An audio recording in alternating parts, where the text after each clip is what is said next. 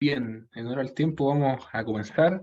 Muy buenas tardes a todos y todas. Mi nombre es Rodrigo Azócar Simonet, soy abogado, cargado del proyecto de litigación UC y profesor de la facultad. Y hoy quiero darle la bienvenida a este nuevo ciclo de conversación sobre litigación oral, en el cual en esta oportunidad tiene como título la litigación oral y los alegatos ante tribunales superiores de justicia. Estamos muy contentos como proyecto nuevamente por la recepción que tienen estos espacios de conversación, que insisto, buscan tratar de generar un espacio de debate, de conversación de distintos puntos de vista, donde se han inscrito más de 470 personas que van a recibir, ya sea presencial, o sea, de manera sincrónica o de manera asincrónica, el link de acceso.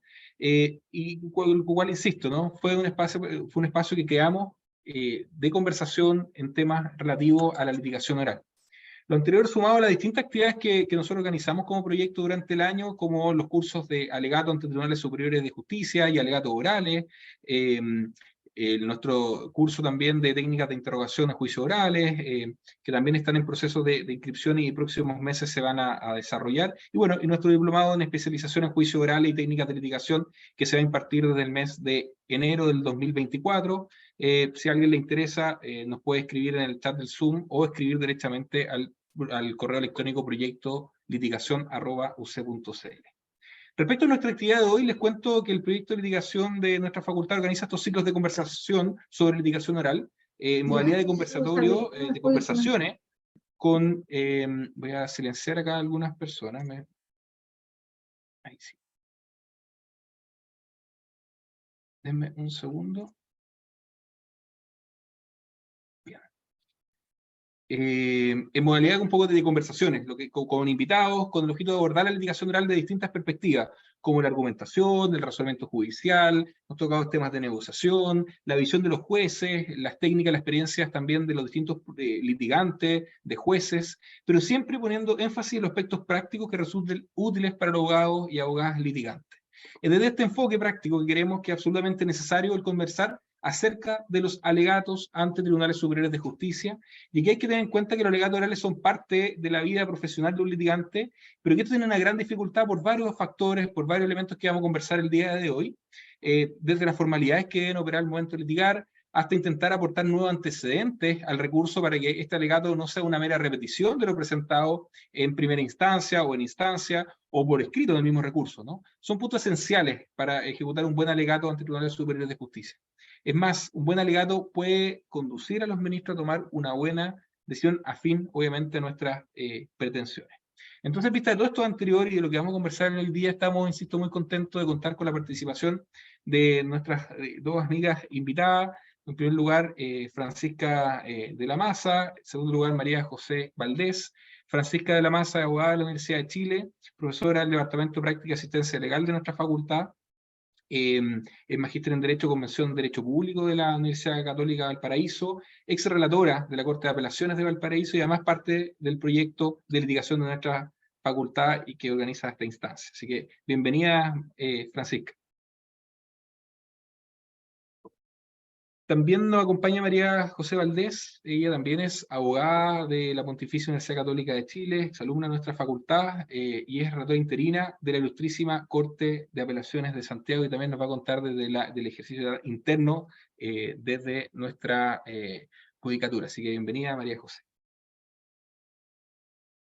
Y a continuación voy a explicar la estructura de conversatorio, como ya es costumbre, el desarrollo de nuestros ciclos de charlas. Vamos a realizar este conversatorio con esta modalidad de diálogo, donde existen estas dos grandes partes, ¿no? Una primera parte donde los expositores van a realizar una presentación sobre el tema en la medida que se le van a ir haciendo ciertas preguntas, y la otra expositora va a ir haciendo comentarios, vinculándolo siempre con las técnicas de litigación, y una segunda parte, y ojalá nos quede tiempo de pregunta abierta al público, la que les pido que dejen abiertas en el chat de la reunión, ¿no? Y por eso los invito desde ya a realizar sus preguntas a través del chat del Zoom, de que al finalizar de la charla vamos eligiendo algunas de las preguntas al azar para que sean respondidas en vivo. Bien, sin más, comencemos con nuestra conversación. Insisto, agradecerles nuevamente a nuestras dos invitadas. Y la primera pregunta que le vamos a hacer a Francisca es: ¿cómo llegamos a esta instancia frente a tribunales superiores de justicia? ¿O cuáles son las formalidades para actuar ante los tribunales superiores de justicia? Primero, muchas gracias, Rodrigo, por la invitación. Creo que es una instancia muy positiva para todos nosotros, abogados y estudiantes, poder conversar acerca de estos temas. Estoy un poquito resfriada, pero pretendo que yo salga como una buena relatora. A ver, ¿cómo llegamos a una instancia frente a los tribunales superiores de justicia? En general, la regla general va a ser que llegamos a través de la interposición de un recurso, ¿no es cierto? Y este recurso va a ser interpuesto en contra una sentencia o una resolución, y es un recurso que va a depender un poco de la materia que se trate.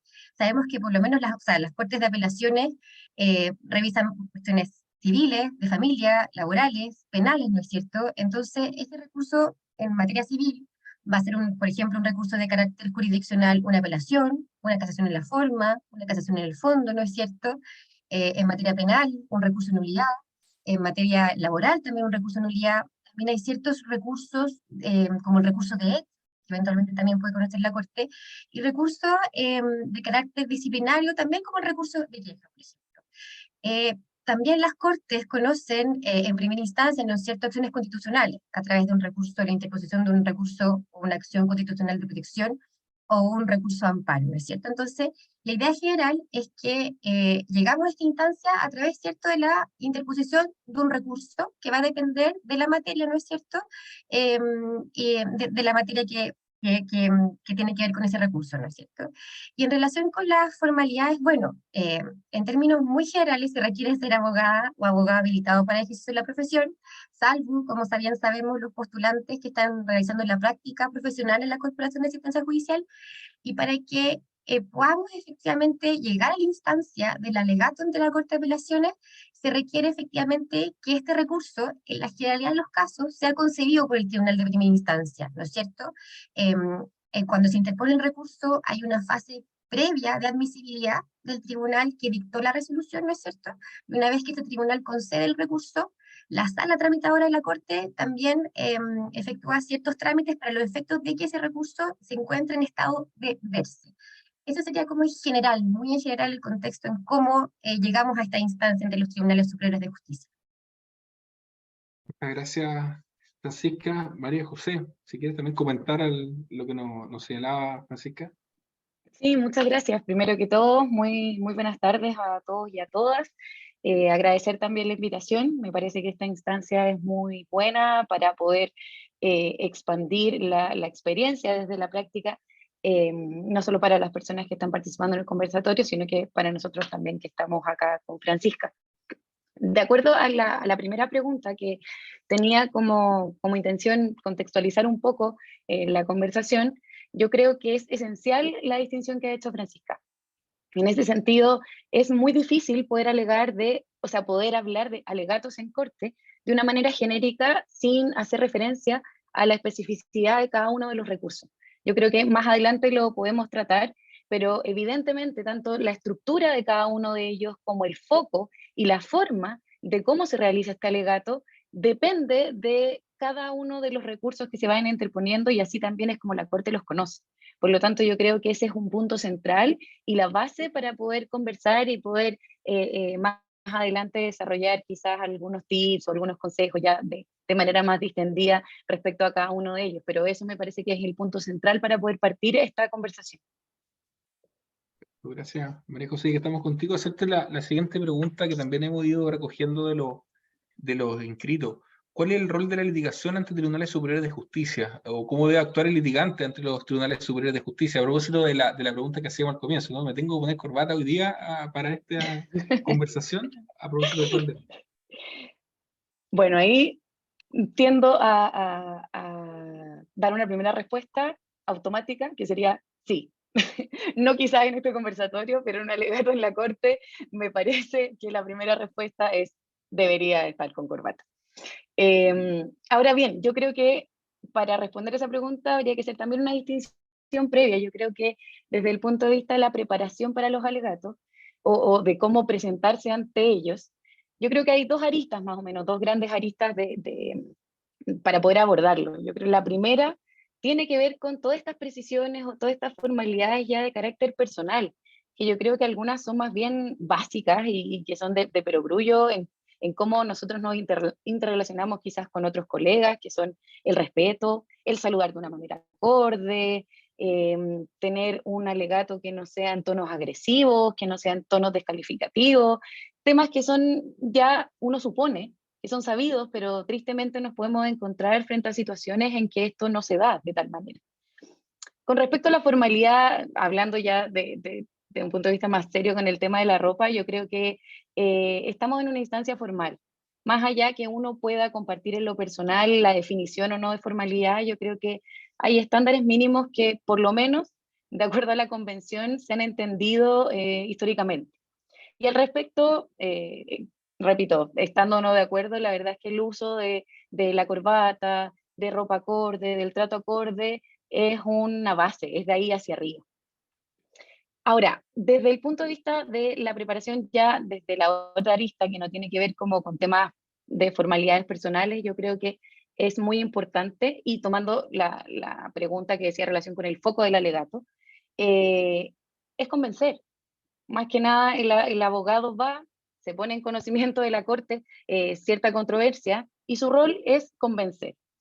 En ese convencimiento es que el abogado tiene que desplegar todas sus habilidades y todas sus estrategias, tanto en el aspecto comunicacional como en el derecho. Yo creo que es tan importante el conocimiento de la causa, el cómo yo aplico el derecho, como también la forma en cómo yo lo expreso. En ese sentido, yo creo que es muy relevante el preparar el recurso, y no solo con una pauta de tener mi resumen, sino que tener conocimiento cabal de lo que yo estoy planteando.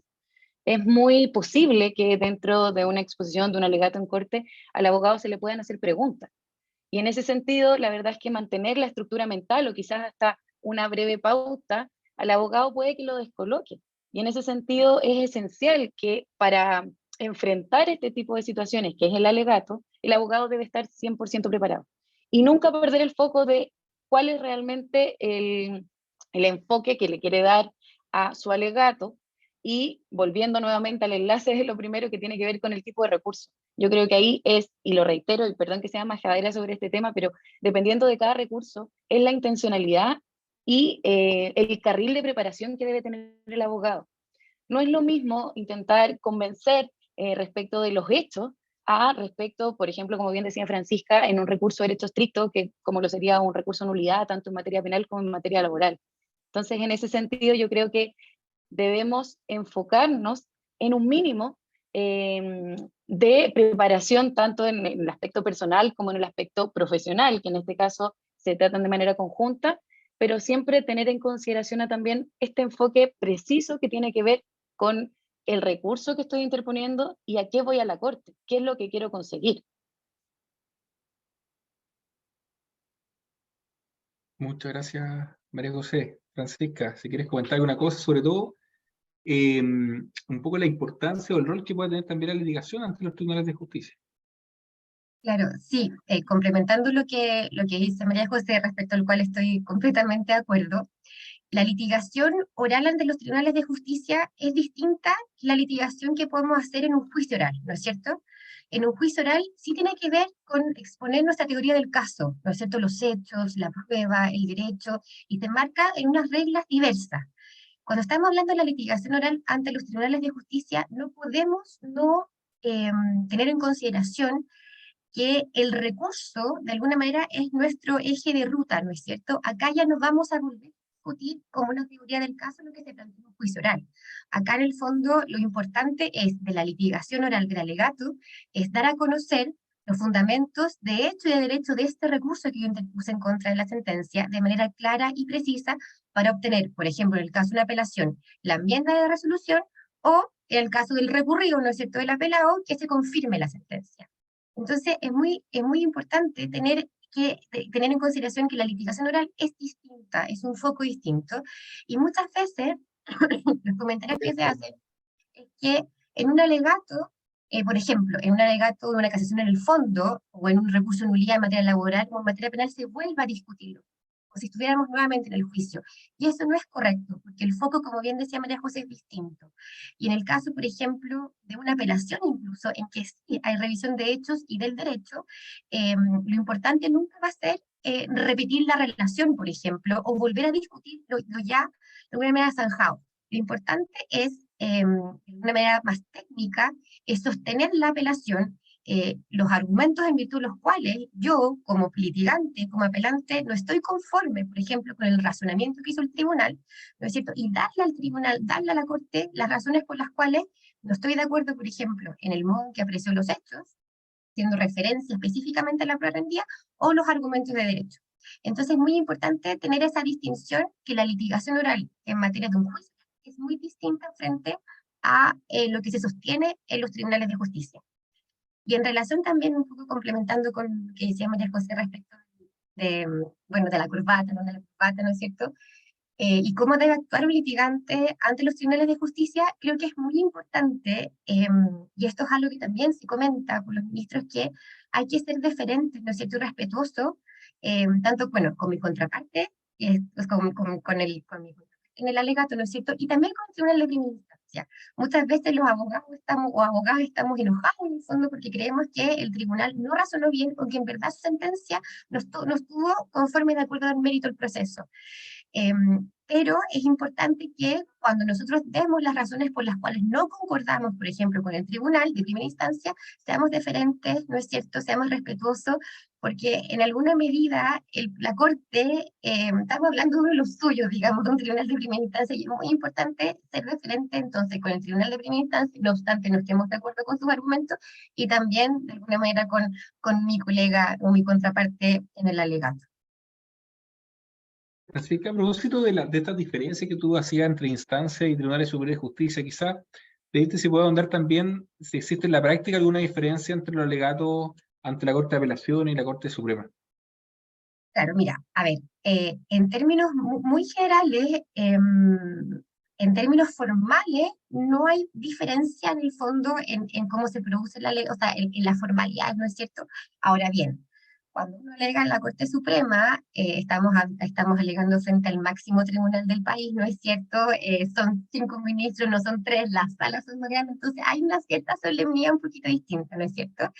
Y en lo formal también, los trámites previos al recurso, dependiendo del recurso que se te pone, pueden ser parecidos. Pero en lo material, digamos, en el planteamiento que hace el abogado en un alegato sí es distinto.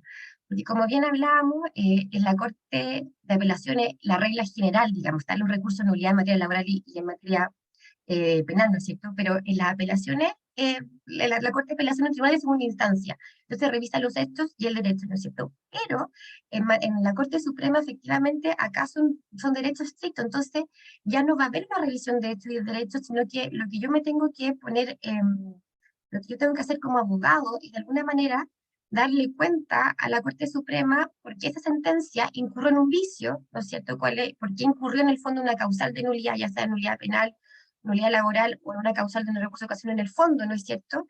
Y argumentar cómo ese vicio influyó sustancialmente en los dispositivos del fallo. Entonces, siempre ante la Corte Suprema, el planteamiento específico va a ser distinto por la naturaleza del recurso y por el tipo de corte. Una corte de derecho estricto de casación, ¿no es cierto? Versus una corte de apelaciones que, en la generalidad de los casos, un tribunal de segunda instancia que va a revisar los hechos y el derecho.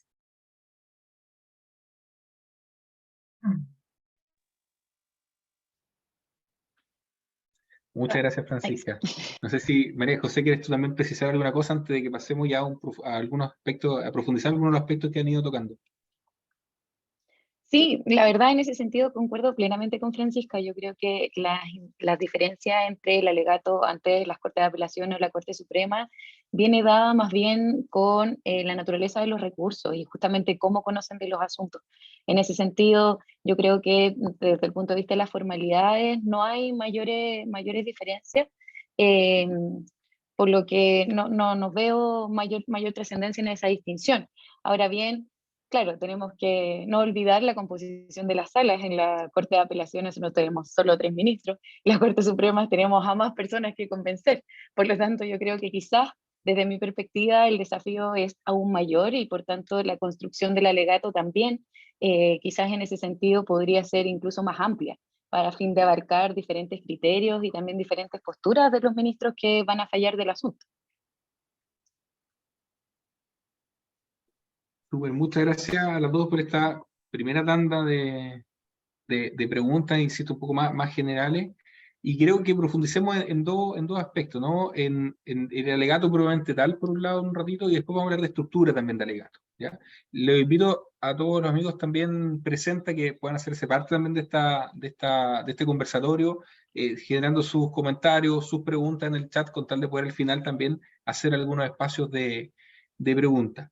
María José, hablemos de los alegatos ya en específico, de los objetivos que tienen alegatos ante los tribunales de superior de justicia, cuándo es útil realizar un alegato, qué forma, pero principalmente cuál es el objetivo que tú, desde el punto de vista también, desde el Poder Judicial, desde el sistema, también tú ves en un alegato. Bueno, y aquí también varias cosas. La verdad es que alegar es más bien el ejercicio de un derecho y en ese sentido está ahí, está a disposición y va intrínsecamente ligado al recurso que uno entabla. Por lo que ahí es también un poco obvio, pero en el fondo todos podemos ejercer nuestros derechos siempre y cuando se cumplan con los requisitos legales, pero también ahí, y esto a título personal, un llamado a los abogados que ejercemos, bueno, yo ahora no, pero que ejercían alguna vez la representación de patrocinados, de clientes, respecto a la responsabilidad en cómo nosotros nos hacemos cargo de las defensas de cada uno de ellos. En ese sentido, y como decía en un principio, la ley contempla el ejercicio de los derechos, es una garantía constitucional reconocida en tratados internacionales y es algo que es imposible reconocer.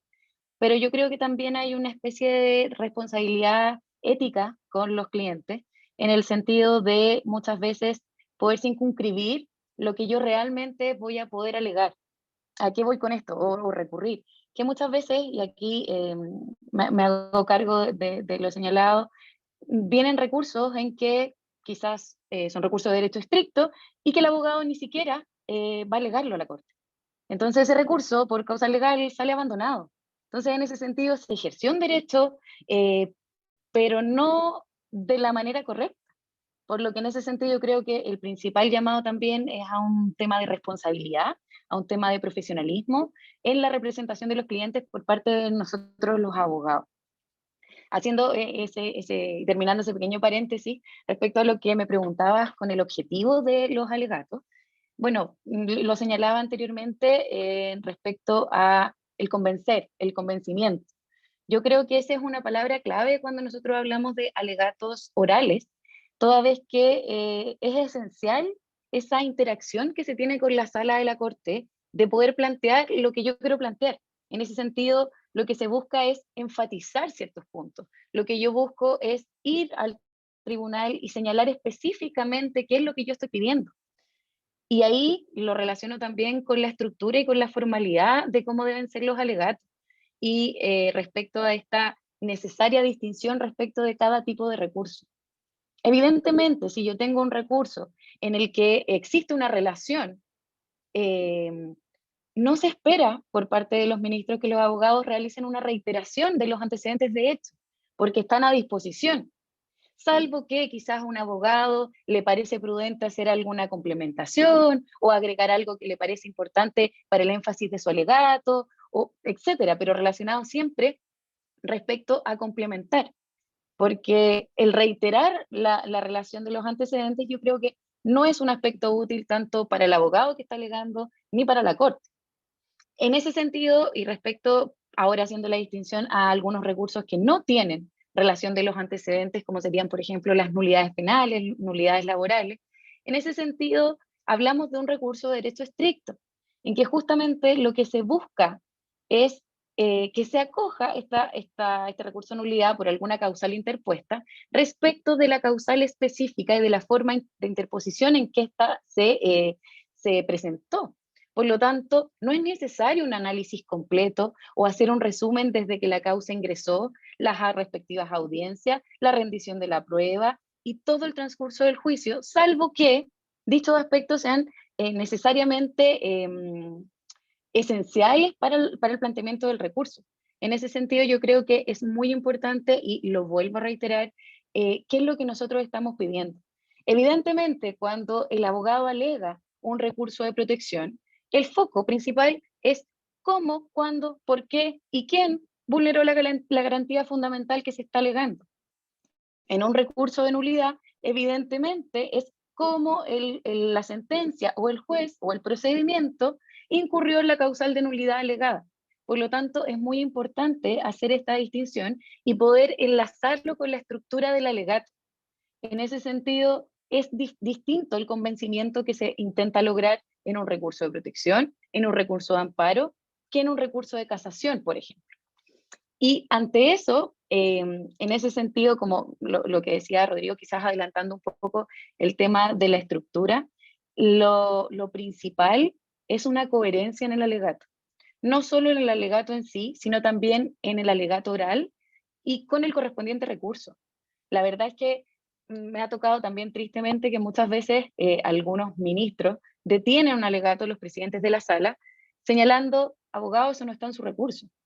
Porque los ministros tienen acceso a la causa, más ahora en que tienen los elementos tecnológicos para poder relacionarse con el proceso de manera automática. Ellos tienen, la gran mayoría, su computador, su notebook, su iPad, y ese tipo de cosas, como por ejemplo, agregar circunstancias que no estaban en los recursos. No quiero decir la palabra mentir, pero muchas veces entregar una versión un poco difuminada o trastocada de ciertos hechos que fueron quizás acreditados en juicios también se da. Entonces, en ese sentido, más allá de relevar una estructura certera que sea como infalible respecto a cada uno de los alegatos, yo llamo a hacer ese análisis de cómo se plantea en relación a lo que quiero lograr. Ahora, tomándome lo último que señalé, que si bien no existe una estructura infalible, aquí un tip que sale del día a día de la práctica de mi trabajo como relatora, ojo con las peticiones concretas. En ese sentido, yo creo que cada uno de los recursos evidentemente las tiene consideradas, pero ojo, parte de la formalidad, la responsabilidad de los abogados, el cómo lo planteamos. O sea, es de todos los días en un recurso de nulidad que el abogado solicita que se revoque la sentencia. O que en un recurso de protección a mí me piden que, no sé, que se revoque algo que evidentemente no hay nada que revocar. Entonces, en ese sentido, también un llamado a la formalidad y la preocupación de qué es lo que nosotros estamos pidiendo. Estamos tratando ante colegas, los ministros tienen una formación extraordinaria, tienen el desarrollo de su trabajo y ellos presumen también un conocimiento del derecho de parte del abogado. Entonces, en ese sentido, es muy útil que el litigante tenga en consideración esos aspectos, respete los mínimos en ese sentido de establecer las peticiones concretas y de cierta manera garantice un mínimo también en la calidad de la defensa de los derechos de sus representados. O sea, muchas veces hay recursos que se caen por aspectos formales y eso pasa todos los días respecto a formas de interposición de causales, a petitorios incompletos, dejando de lado obviamente, por ejemplo, el transcurso de los plazos, pero existen este tipo de cosas que van más allá de un buen alegato de manera oral, porque no sacamos nada con que un abogado tenga una habilidad comunicativa extraordinaria y que pueda convencer a todo el mundo respecto a lo que quiere contar, pero no existe este tras bambalinas en el fondo que tiene que ver con la preparación de su recurso y lo que le da sustento al propio alegato oral, porque los dos se interrelacionan y en ese sentido es súper importante tener en consideración que ambos tienen que tener el nivel adecuado para poder presentarlos ante la sala, para que la sala conozca de una manera adecuada también el asunto. Gracias, María José. Francisca, ¿sí quieres comentar algo respecto de los objetivos? Sí, mira, Lo interesante que plantea también María José en lo último. completamente de acuerdo con María José. A ver, en relación a los objetivos, claro, ¿cuál sería como el objetivo del alegato? Es convencer con argumentos tácticos y jurídicos y persuadir, ¿no es cierto?, a los ministros porque la sentencia es errada desde el punto de vista del apelante, por ejemplo, o del recurrente, o correcta desde el punto de vista del recurrido. Entonces, como bien decía María José, tiene que ver con este convencer, ¿no es cierto?, a través de los argumentos, pero también con este persuadir, ¿no es cierto? Y el persuadir es un poquito más allá, porque el persuadir también dice relación en cómo, de alguna manera, exponemos este alegato. No es solo lo que decimos, sino cómo lo decimos. Y muchas veces, bueno, María José tiene la experiencia relatando, los ministros escuchan alegatos durante toda la mañana, alegatos, relaciones, ¿no es cierto?, relaciones de los relatores. Entonces, yo creo que también es importante aparte de la estructura y de los argumentos, ¿no es cierto? Y cómo expresamos esos argumentos de manera precisa y clara, es cómo lo decimos. Y en ese sentido también quisiera destacar que el alegato tiene que ser atractivo, ¿no es cierto?, para los ministros. Siempre se comenta estas historias de que los abogados integrantes, algún ministro se queda dormido durante el alegato. Bueno, eso a veces pasa y es así, ¿no es cierto? Entonces, ¿cómo lograr que sea atractivo? Yo creo que desde ese punto de vista, la manera como lo hicimos, los énfasis que podemos poner en la relación, el tono que usamos, el uso de las pausas, también es muy relevante. O sea, no es solo la estructura del alegato, sino es cómo lo expresamos en el tribunal. En relación a la utilidad, bueno, de un alegato, ¿no es cierto? Tenemos que partir de la base de que si un abogado pone un recurso, ¿no es cierto?, es porque tiene la íntima convicción de que esa resolución, ya sea errada, ¿no es cierto?, o si incurre en algún vicio, ya sea en la resolución o previo en el procedimiento. Entonces, evidentemente va a ser útil que de manera oral nosotros podamos convencer y persuadir a los ministros de las razones en que coestimamos aquello, ¿no es cierto? Claro, puede acontecer de que algún abogado o abogada interponga un recurso por otras razones, no porque tiene la íntima convicción que la resolución es errada, sino, por ejemplo, porque, no sé, quiere ganar tiempo o tiene otras razones estratégicas. Bueno, en ese caso, evidentemente, si uno sostiene un alegato en ese contexto, los ministros se van a dar cuenta. Y efectivamente, el abogado o la abogada no va a quedar muy bien parado frente al tribunal, ¿no es cierto? Ahora, en relación con ciertas recomendaciones, yo diría, cuando hay relación, ¿no es cierto?, en materia de familia, en materia civil, con recurso de apelación, diría que una recomendación como importante, que es algo que mencionaba María José, dice relación con estructurar el alegato, ¿no es cierto?, de manera clara y que sea flexible. Flexible. Es muy importante también escuchar la relación previo, de fondo, al alegato del abogado. ¿Por qué? Porque puede acontecer, ¿no es cierto?, que yo como abogada prepare un alegato en que está estructurado de manera muy similar a la relación que ya efectuó, ¿no es cierto?, el relator. Entonces es muy importante que yo sea capaz, ¿no es cierto?, de poder modificar ese alegato. ¿Por qué? Porque, como bien decía María José, el alegato no puede ser una repetición de los hechos de la relación, ¿ya?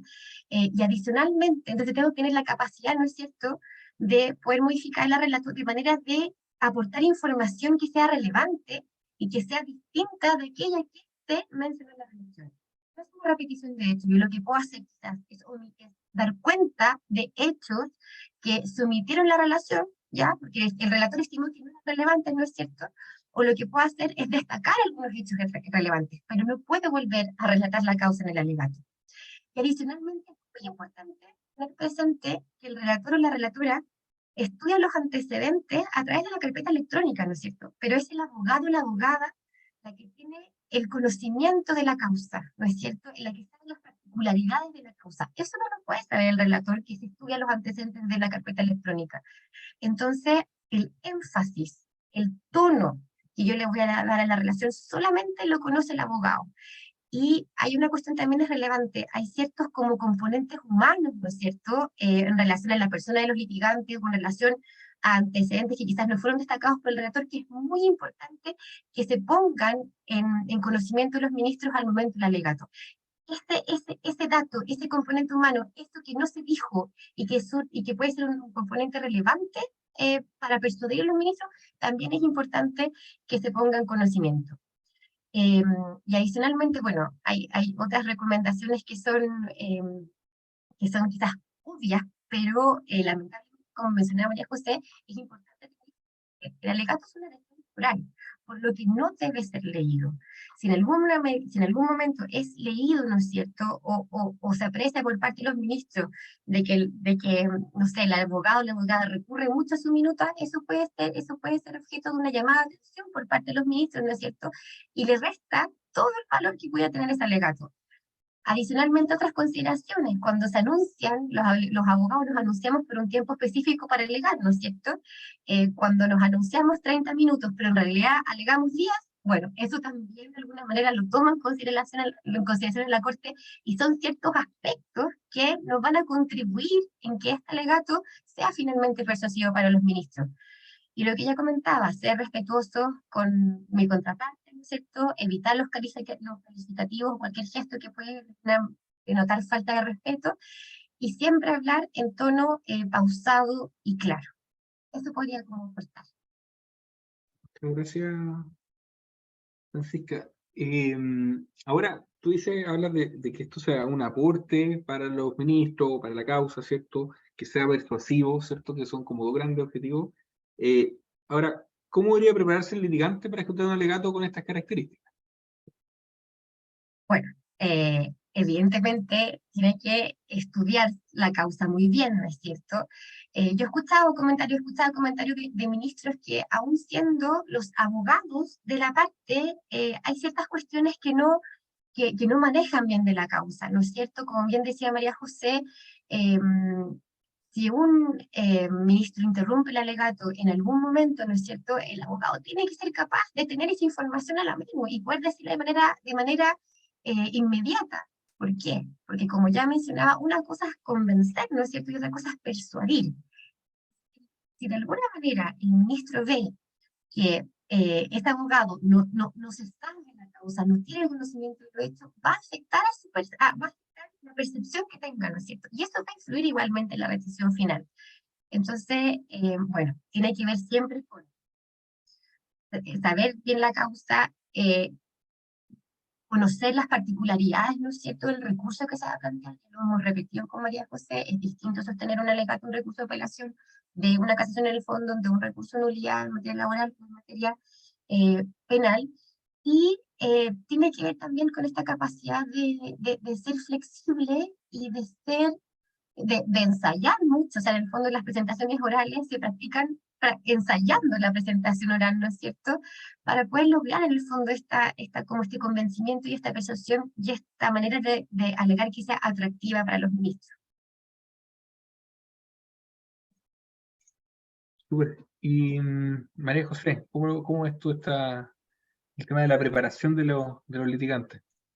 Bueno, evidentemente yo creo que el estudio, el conocimiento de la causa, concuerdo con Francisca, es lo primordial. Lo primordial porque eso le permite al abogado realizar un buen alegato en el fondo. Aquí estamos hablando de defensas orales. No se puede leer salvo permiso del presidente o de la presidenta de la sala. Por lo que en ese sentido es la persona y su conocimiento de la causa quien se están enfrentando a este alegato. Ahora, yo también creo que el tema del ensayo y el poder quizás practicar lo que quiere plantear a la Corte es una muy buena alternativa. Y no solo para efectos de poder estar convencido el propio abogado de lo que intenta plantear y cómo lo intenta plantear, sino que también para tener una estimación real del tiempo. En ese sentido, el tiempo, más allá del ejercicio de un derecho, porque efectivamente la legislación establece el tope máximo de los tiempos por cada tipo de alegato, es una herramienta para la sala a fin de poder determinar el funcionamiento diario. Entonces, en ese sentido, es muy útil y responsable el poder plantear a la sala efectivamente cuál es el tiempo de alegato que yo voy a utilizar. Porque si yo anuncio un alegato de 30 minutos y llego a la corte y alego 5, la verdad es que la corte tenía previsto que se iba a demorar 25 minutos más en esa causa. Y es probable que haya sacado de tabla quizás para ver ese día una o dos causas en consideración a este tiempo que el abogado señaló en su anuncio. Por lo que en ese sentido también es un llamado a poder tener claro cuánto es el tiempo específico. Y también en relación con ese punto, yo creo que hay un tema, y también aquí lo hablo como abogada, de quizás de formación un poco profesional, que tiene que ver con que nos cuesta un poco resumir, o creemos que más es mejor. Entonces, a veces cuando alguien llega con un recurso quizás de un par de hojas, nosotros en una primera mirada sostenemos que, no está tan bueno que uno que tiene 50 quizás. Yo creo que eso también se traspasa un poco a la oralidad y muchas veces los abogados tienden a pensar que un alegato de 5 o 10 minutos va a ser menos serio que un alegato que se plantea o que se solicita por 30. Y en ese sentido yo creo que también es importante tomar conciencia de que no todas las causas quizás tienen el mismo peso. A veces un abogado que viene alegando las costas que se interpusieron quizás en un incidente no necesita hacer un relato de todo lo que transcurrió en la causa, ni de qué se trata la pretensión, ni cuál es la petición concreta de la demanda, sino que lo que se refiere es al punto específico de las costas. Y para eso quizás podría dar una contextualización, si es que no quedó conforme con lo que señaló el relator, pero en ese sentido, yo creo que también es darle cierto peso o cierta ponderación a lo que yo estoy alegando. Lo mismo, por ejemplo, en un recurso de hecho. En un recurso de hecho, básicamente acá, por ejemplo, si es un recurso que viene por naturaleza jurídica de la resolución recurrida, aquí hay un argumento legal, un argumento de texto que el abogado le va a plantear a la corte. Pero muchas veces el alegato de un recurso de hecho comienza con Juanito Pérez interpuso tal acción en contra tanto y le cuentan a los ministros toda la historia de la causa y al final lo que se busca es que la Corte se pronuncie respecto de la inadmisibilidad o admisibilidad de un recurso de apelación muchas veces. Entonces, en ese sentido, yo creo que la preparación tiene que ver, uno, con estudio, con ensayo, con saber qué es lo que estoy planteando y vuelvo al punto de qué es lo que quiero y por qué lo quiero. Yo creo que esos son los aspectos principales de cómo poder estructurar el alegato a fin de poder convencer y, como bien decía Francisca, también persuadir a la Corte. Yo creo que ahí es muy importante el cómo lo planteo también. Yo creo que hay tantos estilos de alegatos como abogados, abogados litigantes hay, por lo tanto, yo ahí no entraría más bien como en el cómo lo tienen que hacer. Yo creo que existen diversas técnicas argumentativas, de comunicación efectiva y de 1000 herramientas para poder plantear las peticiones como quieran hacerlo. Pero en ese sentido, yo creo que la preparación que viene detrás es la base y lo primordial para después poder quizás traspasarlo y plasmarlo en un estilo propio, el poder ser quizás más entretenido. Hay abogados que en los alegatos quizás cuentan historias, que lo plantean desde un punto de vista más formal, otros son más específicos, pero eso ya más bien tiene que ver con un tema de estilo. Pero el conocimiento de la causa se nota, ya sea lo estén planteando en un tema como más jocosamente, en una forma más jocosamente o más formal, o en un tono distinto, que yo concuerdo con Francisca, me parece que es de la mayor utilidad, los tonos, el cómo plantearlo, pero si no tienen conocimiento cabal de lo que están defendiendo, eso se nota. Y ahí también aprovecho de comentar un asunto que se ha hecho más patente ahora último en relación con los alegatos por videoconferencia y también en relación con algo que decía Francisca que tiene que ver con la lectura. Los alegatos son orales. No se puede leer salvo la autorización del presidente o presidenta de la sala. Y en ese sentido, aunque el abogado tenga la pantalla quizás detrás del dispositivo con el que se está conectando, o mire de reojo, o no sé, intente, entre comillas, pasar lo más piola posible, lo más desapercibido posible, se nota.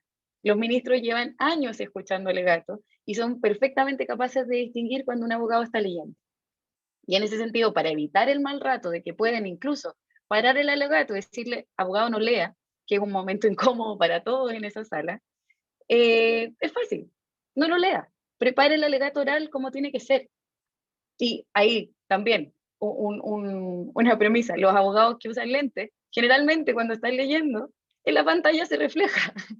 Entonces, la verdad es que es un poco difícil no darse cuenta.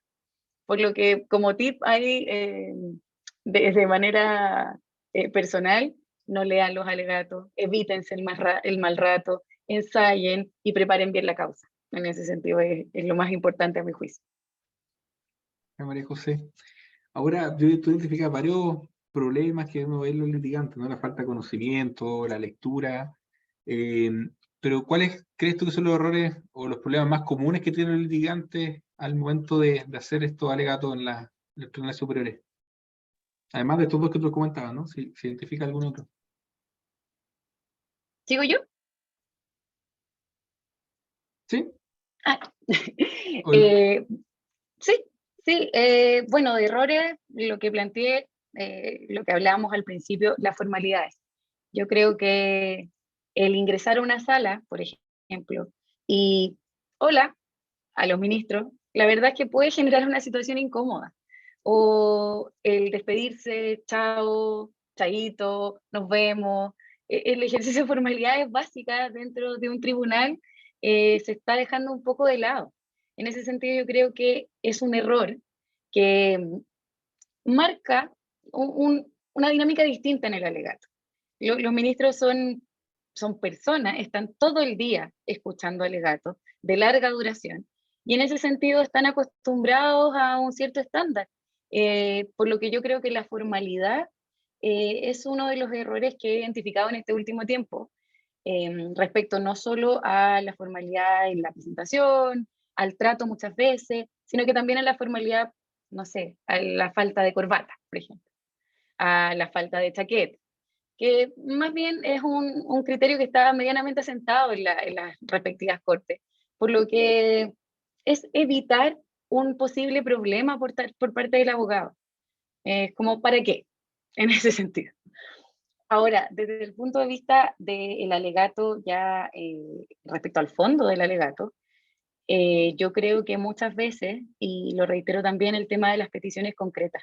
A veces hay un desconocimiento en las formalidades de los recursos y tristemente muchas veces algunos se caen por el incumplimiento de este tipo de estructuras que están exigidas. Y en ese sentido, es triste también ver cómo un recurso o se declara inadmisible o cae por forma, porque en ese sentido es responsabilidad del abogado el no haberlo planteado de una forma correcta, por lo que yo creo que ese es también uno de los principales errores. También el tema de la extensión de los alegatos. Yo creo que muchas veces el abogado que intenta plantear o extender una controversia más allá del tiempo que realmente necesita, también lo puedo visualizar como un error. Yo creo que el alegar 30 minutos un recurso que podría haber sido alegado en menos, lleva necesariamente quizás a la reiteración, lleva al divagar respecto a algunos argumentos y lleva a perder el foco de lo que está buscando el abogado. Y estamos hablando, y lo reitero, con personas que están trabajando todo el día, toda la mañana, escuchando alegatos, y la verdad es que captar la atención de otra persona por 30 minutos es difícil. Y más aún si estamos hablando de 30 minutos que son innecesarios, porque hay recursos que efectivamente pueden necesitar el tiempo máximo dependiendo del recurso que se trate, pero otros no. Ponía el caso de las costas, un recurso de hecho, y en ese sentido yo creo que el principal error que puedo detectar es la pérdida de foco en el alegato, en que el abogado se planta a alegar, a expresar, pero no necesariamente deja claro cuál es su punto. Y en ese sentido yo creo que eso también es trascendental, porque es lo que se pone en conocimiento de la Corte y es lo que se busca que la Corte resuelva. Y finalmente, un error que me ha tocado también presenciar tiene que ver con el trato. Lo hablábamos, aquí volvemos un poco a las formas, pero con el trato del abogado a su contraparte, no solo en el escrito, que muchas veces tiene epítetos bastante fuertes, la utilización de mayúsculas, de reiterados signos de exclamación para dar quizás una intencionalidad, pero además con el trato y cómo se lleva a efecto el acto del alegato en su conjunto. Desde preguntarle al oficial de sala de una manera prepotente ciertas cosas, desde decirle al relator, oye, ¿se va a ver o no se va a ver mi causa? Diciendo que la verdad es que la decisión no es propia, o incluso el propio trato que se tiene con la contraparte, que yo creo que también se evidencia en el alegato, y desde un punto de vista personal, a mí me parece que es un error.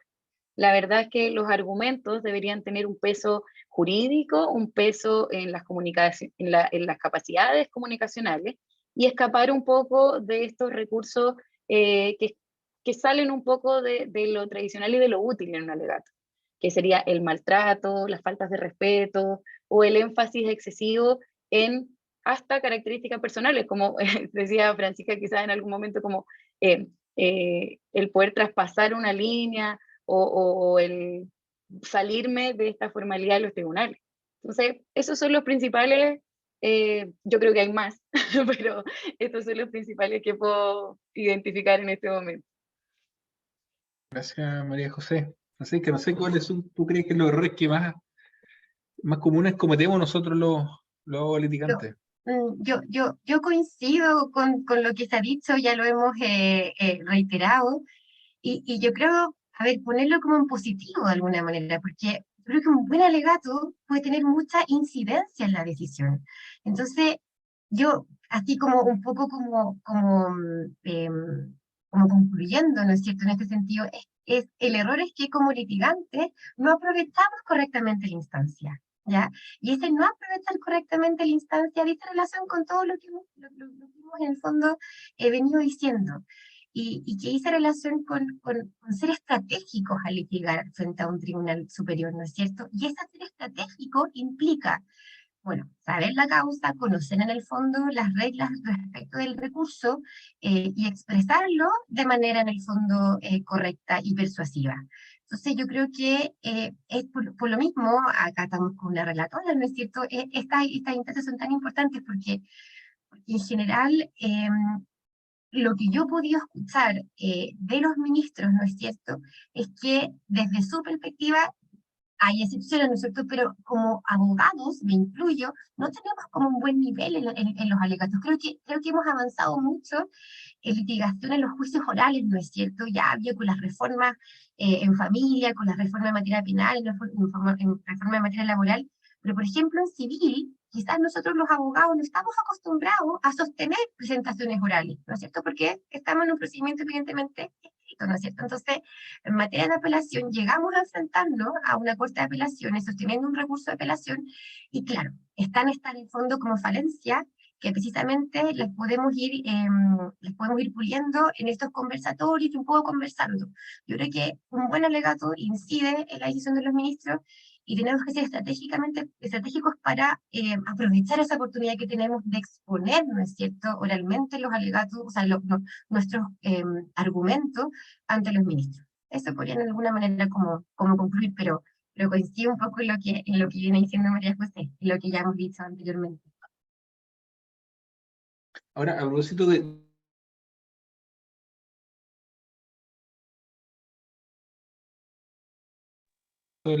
que esto ojalá genere una influencia, ¿tú que la influencia de un alegato en la decisión del caso, en qué de alguna forma ponen énfasis los ministros al momento de escuchar un alegato? ¿Cómo lo ves tú, Francisca?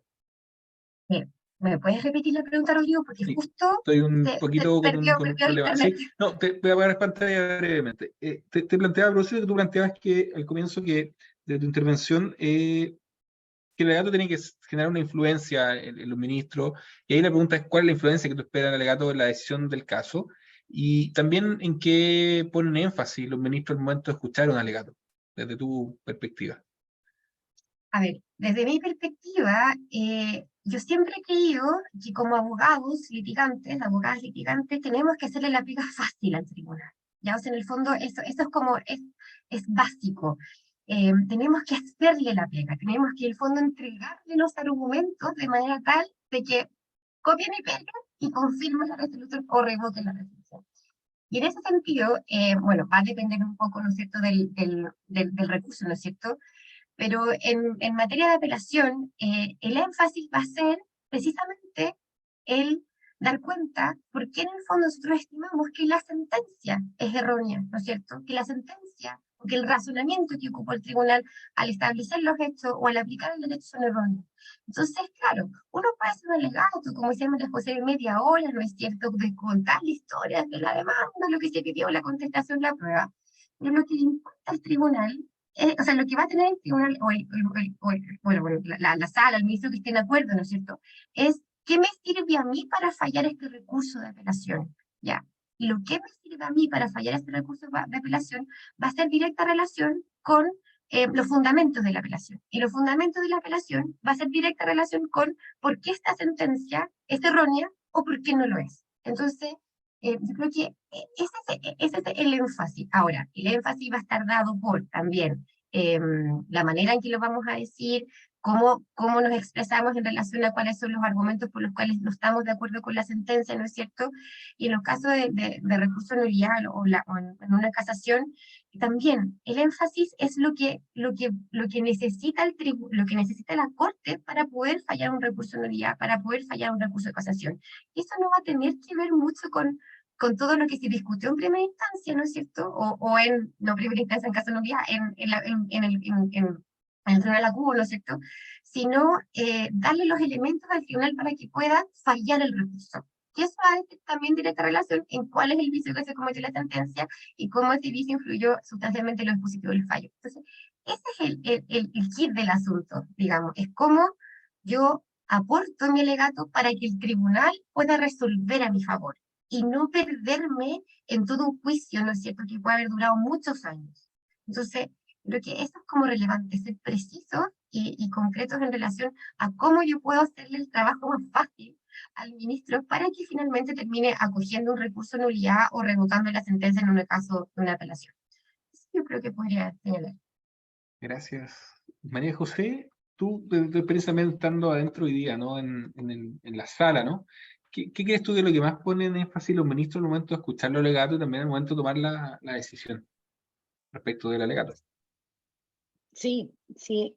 Bueno, estando en sala, yo creo que es un poco difícil hacer el análisis general, toda vez que las salas son distintas, los ministros son distintos, las cortes son distintas.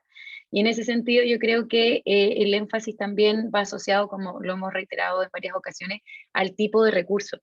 Yo creo que el énfasis, justamente el énfasis que tienen los ministros, va asociado al énfasis que pone el abogado respecto a estos puntos concretos y puntos específicos que utiliza para fundamentar su pretensión. En el fondo, lo que decía Francisca es de toda lógica y es esencial. Yo creo que ahí está el punto nuclear de lo que estamos tratando. El alegato busca que los ministros tomen conocimiento de ese énfasis, de ese punto específico que el abogado quiere poner en conocimiento. Los antecedentes de la causa están, los tiene el relator, los tienen los ministros, se exponen los hechos, lo que pasó en el juicio ya pasó y es imposible cambiarlo. Ahora, la interpretación que se da, sobre todo hablando aquí de un recurso de apelación, que podríamos hablar que quizá es lo más recurrente, lo que más le interesa de cierta perspectiva a los abogados, es cambiar la interpretación, cambiar el pronunciamiento respecto a una decisión. Por lo tanto, en lo que se fijan los ministros es justamente cómo el abogado es capaz de transmitir esta reinterpretación o esta solicitud concreta de acuerdo a los argumentos específicos. Yo creo que es muy importante circunscribir lo que hace el abogado respecto a lo que quiere lograr. Eso es el principal enfoque, yo creo que se puede evidenciar respecto de las salas. Y volviendo también al tema de las formalidades, yo creo que dependiendo del tipo del recurso, las salas muchas veces se preocupan de manera directa del cumplimiento de estos requisitos formales.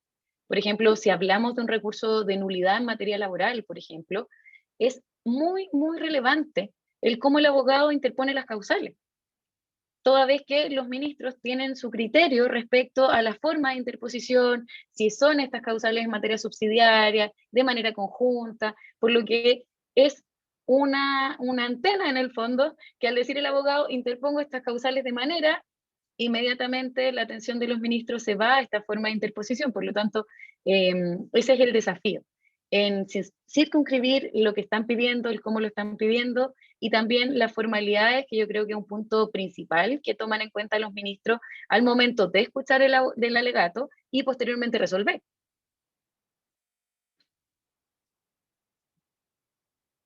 Gracias, María José. Miren, estamos en el tiempo también, la idea es que no dure más de 1 hora 20, 1 hora y media. Nos quedan algunas preguntas de estructura que me hicieron por interno que les voy a tratar de formular. Hay 2 preguntas de Ana Sofía, de José Tomás. Creo que Luis quiere hacer una pregunta, pero le pido que la pueda generar en el chat para que la puedan generar nuestra expositora. Entonces, hablemos un poco de estructura primero, que me hicieron llegar algunas preguntas por interno, que preguntando también respecto a la estructura, ¿cuál sería la estructura que ustedes recomendarían? Y esta pregunta va dirigida a ti, María José. ¿Cuál es la estructura que recomendaría realizar un alegato? ¿Cómo lo iniciarías? ¿Cómo concluirías un alegato? ¿Y qué elementos crees que son indispensables desarrollar en cuanto a la estructura de un alegato?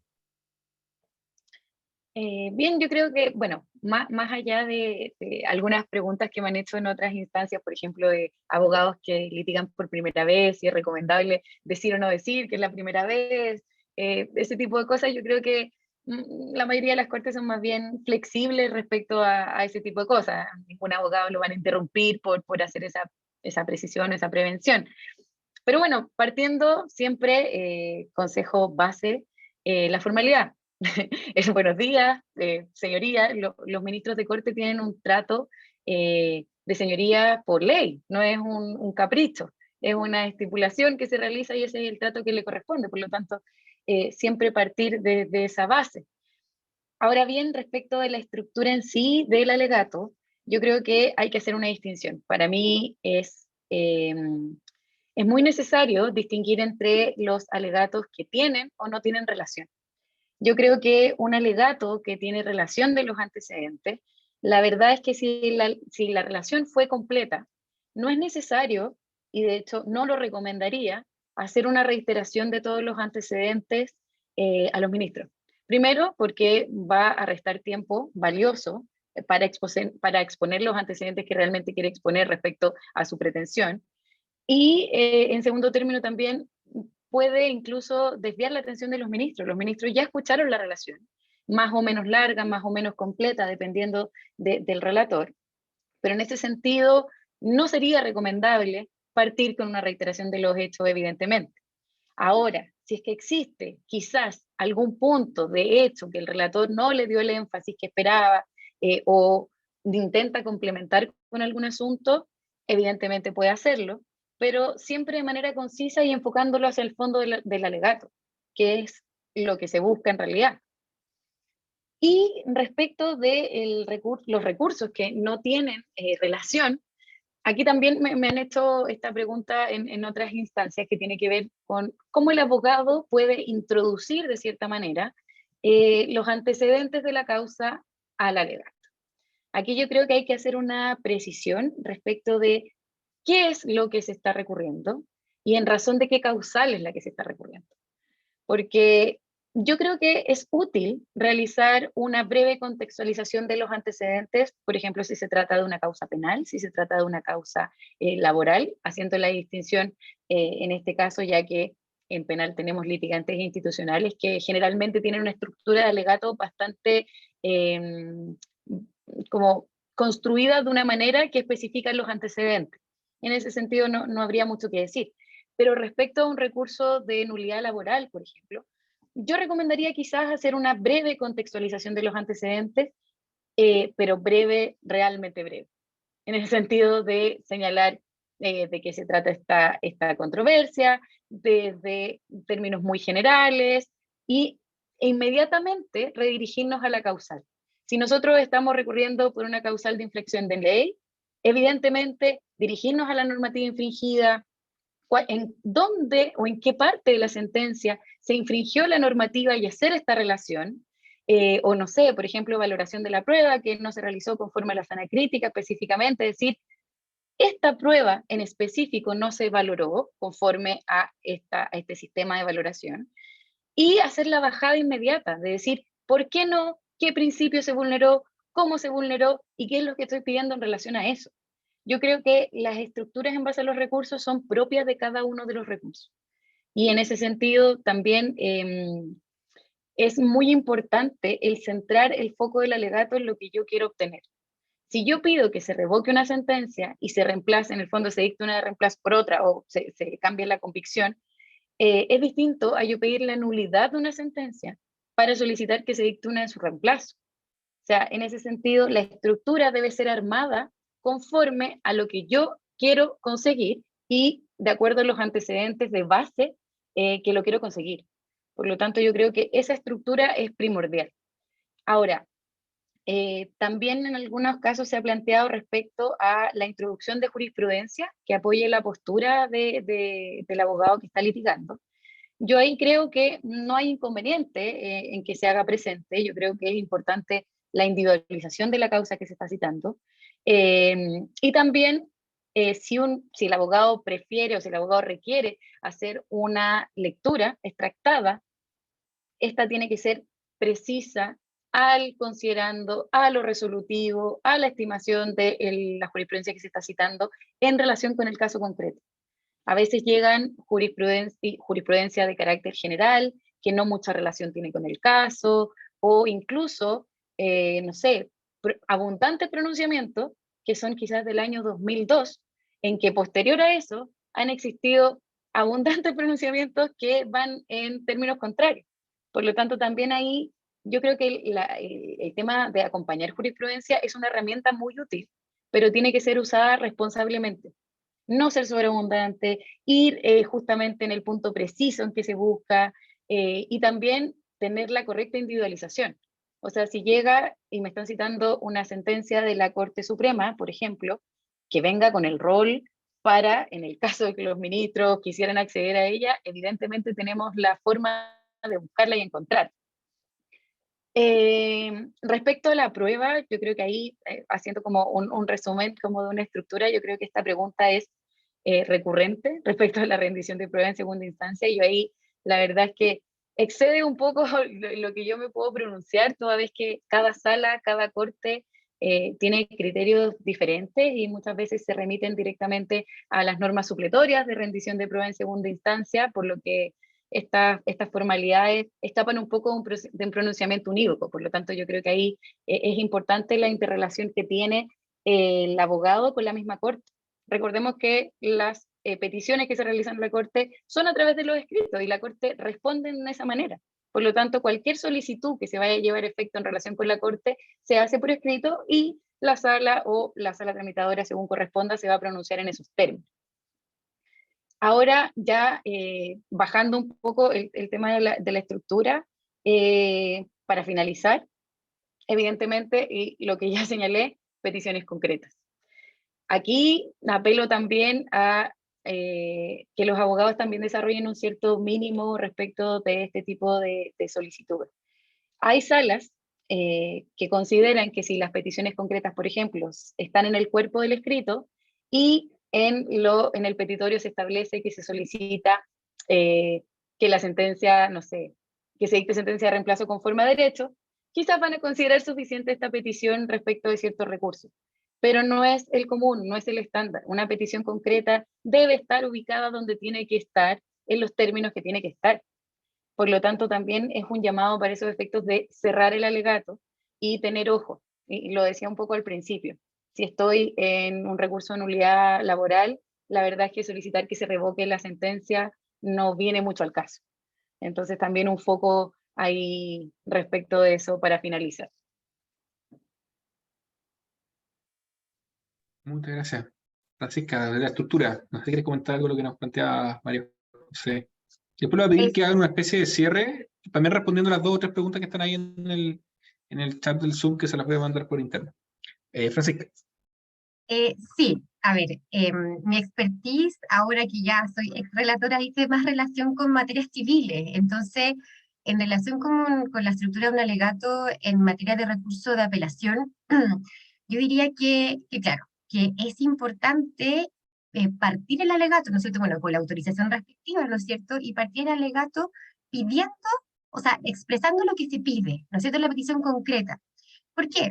Bueno, me ha pasado, me acuerdo cuando yo era relatora, que claro, uno en la relación parte, ¿no es cierto?, con lo que se pide en la apelación, y luego continúa con la demanda, la contestación, la prueba, ¿no es cierto?, y cómo falló el tribunal. Entonces, claro, cuando comienza el alegato de la parte apelante, los tribunales, bueno, efectivamente ponen atención, pero lo que ellos esperan es que uno parta el alegato expresando lo que pide en la apelación. En el fondo que con la beneficio ilustrísima, vengo en alegar el recurso de apelación por la parte demandante solicitando que se revoque la sentencia y en su lugar se. No debiera partir siempre, ¿no es cierto?, con lo que se pide, ¿ya? No obstante que se menciona como apelación.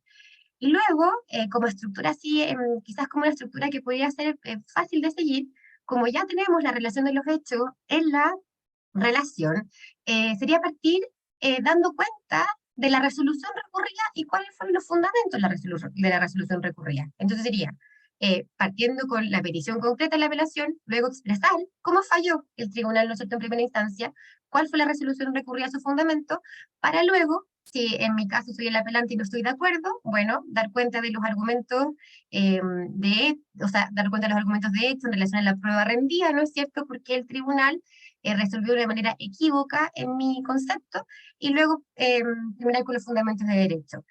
Y habría que, claro, finalizar el alegato con una adecuada síntesis para los efectos de destacar, ¿no es cierto?, los argumentos más relevantes para lograr, por ejemplo, la revocación o la enmienda de la resolución recurrida.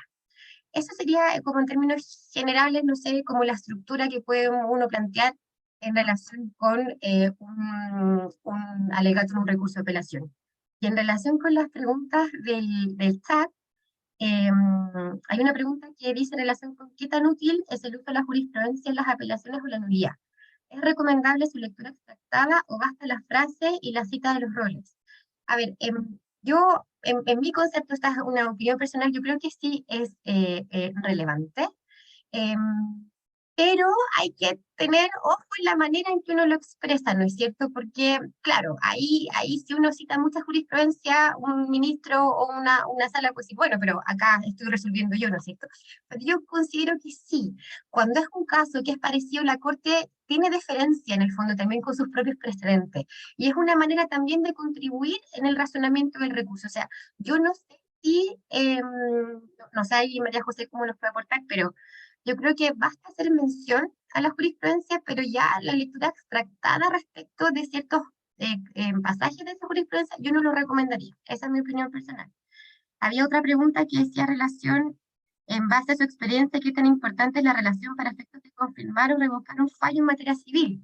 Bueno, es bastante importante, ¿no es cierto? Es bastante relevante porque los sin juicio del estudio, de los antecedentes, en el fondo, que pueda hacer el ministro redactor, ¿no es cierto? El ministro que quede con el acuerdo, o sea, los ministros se imponen de los antecedentes a través de la relación, ¿no es cierto?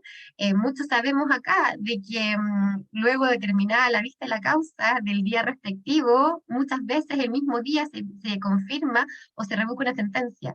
Entonces es muy relevante cómo se efectúa esa relación, y también es muy relevante que, como ya mencionábamos, nosotros estemos atentos a cómo se efectúa esa relación, ¿no es cierto? Para poder, como ya mencionábamos, quizás dar cuenta de ciertos hechos que fueron omitidos porque el relator no los consideró relevantes, o simplemente para dar relevancia a ciertos hechos que quizás pasaron como un poco como en banda, ¿no es cierto? Que son importantes para mi teoría del caso que planteo en la apelación.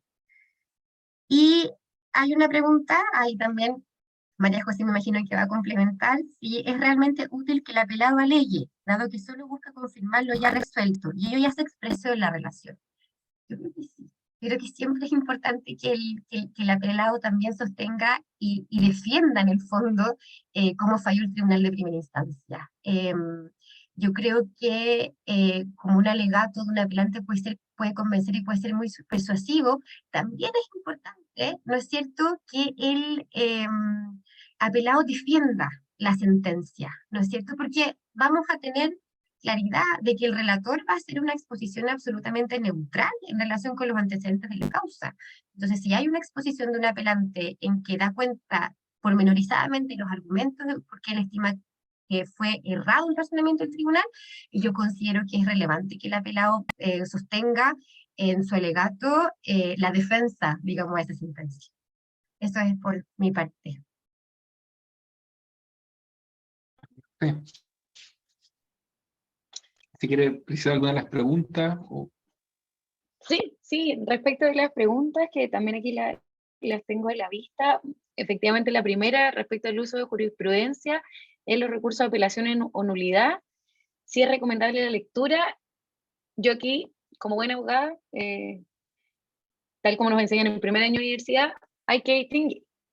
Yo creo que aquí el tema de la jurisprudencia, yo creo que depende de, vuelvo al tipo de recurso y qué es lo que yo intento, en qué yo quiero fundamentar esa cita de jurisprudencia.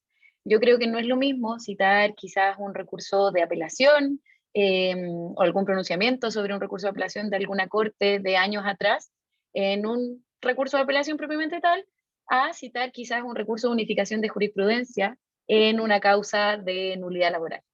Yo creo que en ese sentido nosotros tenemos que usar la herramienta de la jurisprudencia de una manera específica, dependiendo del tipo del recurso, y también utilizándolo de una manera apropiada.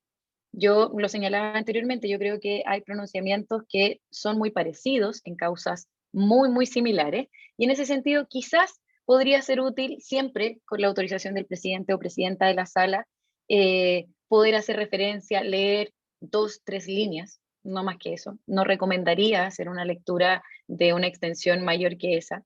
Respecto a lo que es lo que yo estoy fundamentando esa cita de jurisprudencia. Yo creo que en ese sentido podría ser válido, pero reitero, no más que eso. No, en ningún caso podría llegar a solicitar la lectura de 2, 3 considerandos de un fallo. No me parece apropiado dentro de un recurso. Ahora, en cuanto a la relación, ¿qué tan importante es la relación? La relación yo creo que es importantísima en la vista de un recurso. Y también el llamado de Francisca me parece del todo apropiado, que los abogados escuchen la relación, porque muchas veces reiteran antecedentes que ya están dichos o quizás esperaban que el relator hiciera alguna referencia a un hecho que no hizo, ya sea porque no lo consideró tan relevante para la vista de esa causa o puede ser, tal vez simplemente se le pasó. Un estudio de tablas diarias que es bastante profundo, que es bastante extenso, y podría ser que el abogado omitió cierto antecedente, no por mala intención, quizás se le pasó, no lo expuso, y que el abogado ahí debe estar muy pendiente para efectos de complementar la relación. Y al final, la pregunta respecto a la utilidad de que el apelado alegue. Yo concuerdo con Francisca, yo creo que es útil. Si bien como en jerga de litigante en algún, en algún tiempo cuando litigué, se decía que el apelado venía con parte del trabajo hecho, la verdad es que yo creo que es cierto, pero tiene también sus bemoles. Yo creo que es importante que el apelado alegue y efectivamente pueda controvertir quizás los argumentos que el apelante está planteando. El apelado también tiene otra ventaja, tiene a su disposición el recurso de apelación de su contraparte. Sabe cuáles son los argumentos o sabe cuál es la interpretación que se está atacando y los motivos. Por lo tanto, tiene mayor capacidad de poder preparar un alegato aún más preciso y en relación directa con lo que está controvirtiendo el otro abogado. Por lo tanto, yo creo que es de toda utilidad el realizar esta intervención por parte del apelado.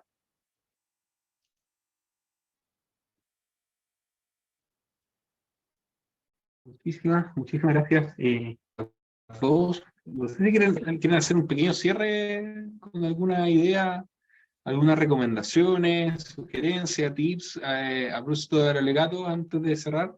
Si quieren brevemente y con eso vamos cerrando este espacio de conversación. Así, Francisca, después María José.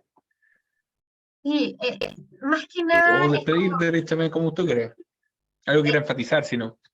no, es esa invitación, es como una invitación a que como litigantes aprovechemos esta herramienta procesal, ¿no es cierto? Creo que por lo menos en materia civil podemos hacer como grandes como cambios y subir como el estándar de la litigación, ¿no es cierto? Creo que todos estos tipos, estas recomendaciones de María José, los podemos como incluir en nuestra práctica profesional para que efectivamente sea útil, ¿no es cierto? Pero simplemente eso, es como esa invitación a aprovechar, a aprovechar el alegato, ¿no es cierto? Porque es relevante, porque es distinto que la relación eh, y es una manera que tenemos para convencer y persuadir a los ministros y debemos ocuparla de la mejor manera posible, ¿no? Eso, simplemente eso. María José. Sí, sí, la verdad yo para cerrar solo quería reiterar los agradecimientos por la instancia.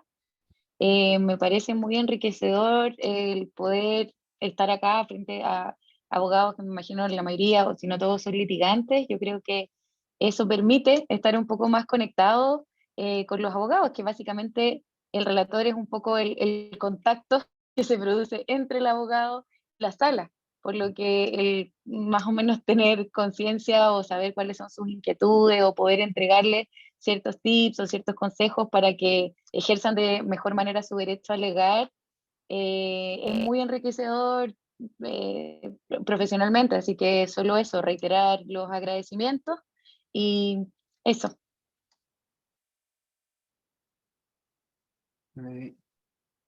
Estaba viendo un mensaje del chat a propósito de que planteaba, mira, llamaba a Lidia. Bien, pues muchas gracias a todos, a todas por acompañarnos el día de hoy en este espacio, insisto, de conversación, que lo que busca es plantear los temas, plantear estos asuntos asociados a la litigación, y agradecerle a las personas que nos pudieron acompañar en el estudio conectado, aquellos también que nos van a ver con posterioridad, que les va a llegar el acceso a aquellos que se inscribieron, y agradecerle a la Banchi, a la Francisca, a la María José por acompañarnos. Son tremendas profesionales, y solamente algunas palabras de admiración por su carrera y por lo humano, ¿no? Yo creo que más allá del gran trabajo y gran desarrollo profesional que han tenido en su carrera, admiración también por lo humano, y felicitarlas por esta conversación, y vamos a seguir trabajando en esto de la litigación. Así que de nuevo agradecerles, Francisca, María José, y a todos, invitarlos a continuar en estos espacios, y cualquier cosa a su disposición como facultad. Muchas gracias, que estén muy bien, muy buenas tardes. Chao. Chao, gracias. Que estén todos muy bien, hasta luego. Chao, chao.